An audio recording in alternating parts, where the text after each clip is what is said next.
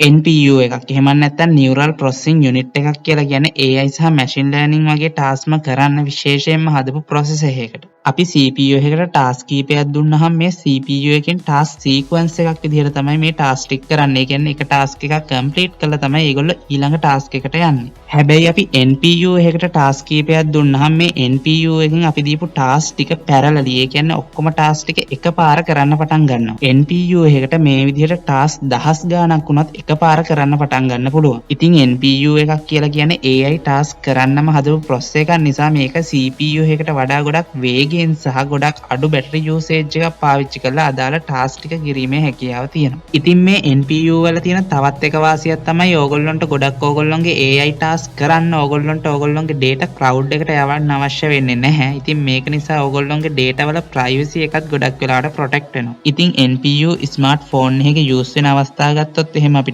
camera එකක scene detection, face detection, background blur හා night mode වගේ අවස්ථාත් ඒත් එක්කම real time translation, gaming optimization සහ battery optimization වගේ අවස්ථා අපිට හඳුන්වන්න පුළුවන්. NPU මුලින්ම smartphone වලට ආවේ 2017 වගේ කාලයේදී.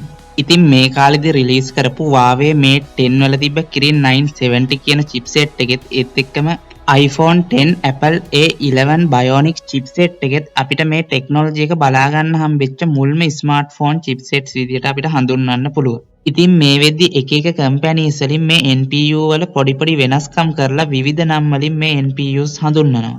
Apple Neural Engine, MediaTek APU, Google TPU සහ තවත් සමහරක් සමාගම් AI Engine කියලා මේ ටෙක්නොලොජි එක හඳුන්වනවා. ඉතින් ඔයාගේ ෆෝන් එකෙත් NPU එකක් තියනවද නැද්ද කියලා පහලින් අනිවාර්යෙන් කමෙන්ට් එකක් දාන්න. මේ විදිහේ වීඩියෝස් ඉස්සරහටත් බලන්න. මේ YouTube channel එක subscribe කරන්න. මේ විදිහම තවත් අලුත් වීඩියෝකින් ඕගොල්ලෝ හම්බෙන්න බලාපොරොත්තු වෙන අදට සමු ගන්න ඕගොල්ලෝ හැමෝටම සුබ දවසක්.